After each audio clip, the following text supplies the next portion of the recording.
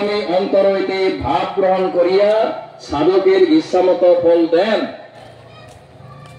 সাধকनि इच्छा मथे बियो फिथाइ होयो।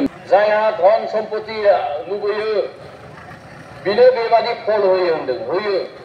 ओमफ्राय जायहा परमात्मा ज्योति स्वरूपखौ हास्थायो लुबैयो बे अर्थात बिनो सिबिजाग्रा ईश्वर देवता नालाय सूर्य देवता, बेखायनो बिनि फारसे मोखां जाजोबो, खर' जाजोबो बिनिथिं।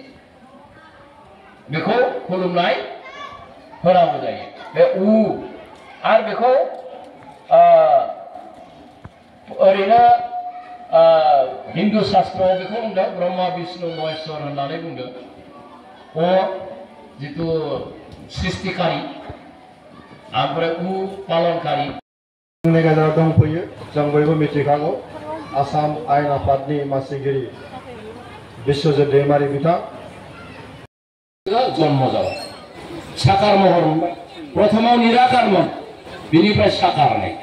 ओमफ्राय जेब्ला जोङो बोरायनानै बा जोंनि देहाया लोरबां जानानै जेब्ला जोङो बेमार इत्यादि बायदिसिना जानानै जोंनि जिउआ जोबलांगोन, अब्लाना मा होमबाना निराकार थांफिनलायबाय। बे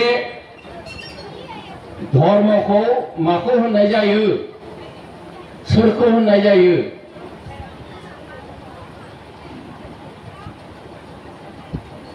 जे जिनि शुद्ध चैतन्य पूर्ण कर्म ज्योति स्वरूप जिनि सत्य उहारै नाम धर्म होनना बुङो।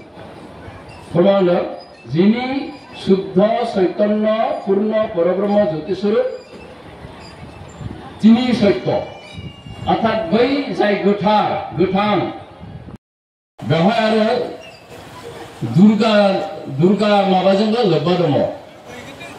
महिषासुर होननाय मोनसे उसुरा मा खालामोमोन, बे मानब जातिखौ, मोदाय आरो मानब जाति बिसोरखौ उत्पात खालामबाय थायो होननानै अत्याचार खालामो।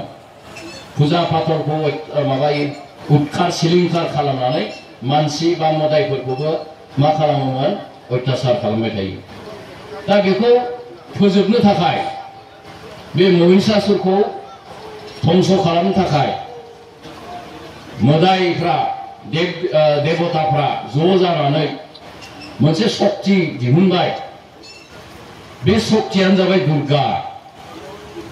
दुर्गाखौ सृष्टि खालामबाय मोदायफ्रा, गावबा गावनि शक्तिखौ ज' खालामनानै मोनसे शक्ति दिहुनबाय। बेखौनो दुर्गा होनना बुङो आरो मोननाय होनना बुंदों। बेनिखायनो